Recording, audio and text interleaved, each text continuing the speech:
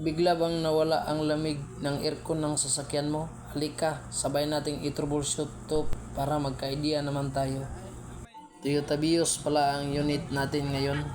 Chinek ko lang muna kung anong makita natin dito sa kanyang panel gauge. So, yun. Gauge engine, no?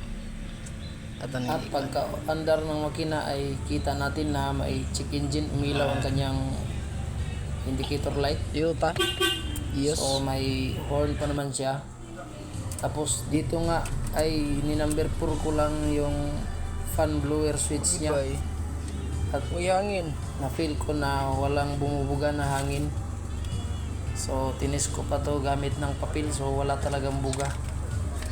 So inulit ko pa. Wala talaga. Kahit anong gawin, walang lumalabas na hangin.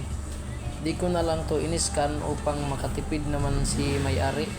Kasi nakailang beses na tayo sa ganitong problema na to. Pati ang power window switch na dahilan. So tanang power window way function. So lahat hindi gumana. Individualon. Kahit individual o single switch lang muna ang ginamit. So ganun pa rin. Nagsabay ang aircon at saka yung power window na. May parking. Way parking ana rin. Siga ang check engine.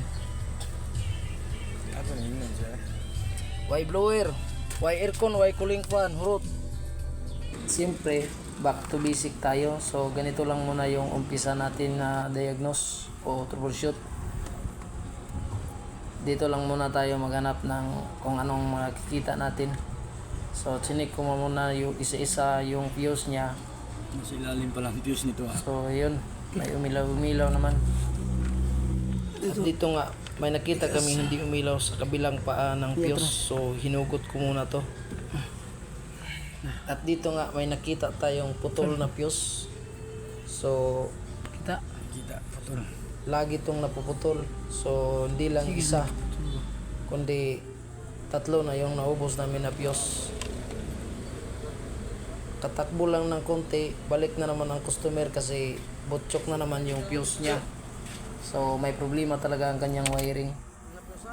Dito na lumabas ang ating troubleshoot na kamot ulo. Chinik ko yung buong wiring at ito nga, fast forward tayo. Ito yung nakita natin. Dito pala sa magnetic clutch yung pinaka problema niya.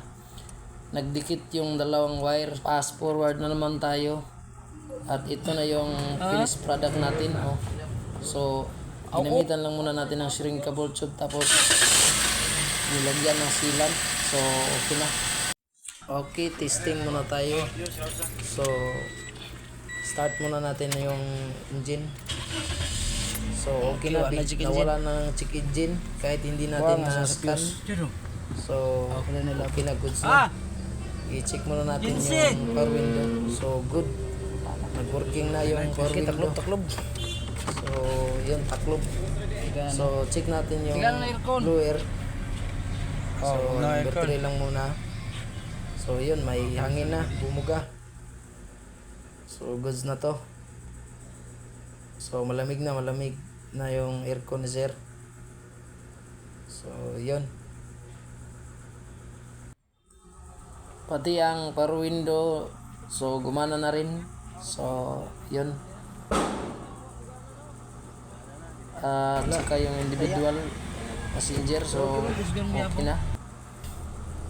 So okay na yung sasakyan ni sir. Goods na, pwede na. At maraming salamat sa panonood sa aking video.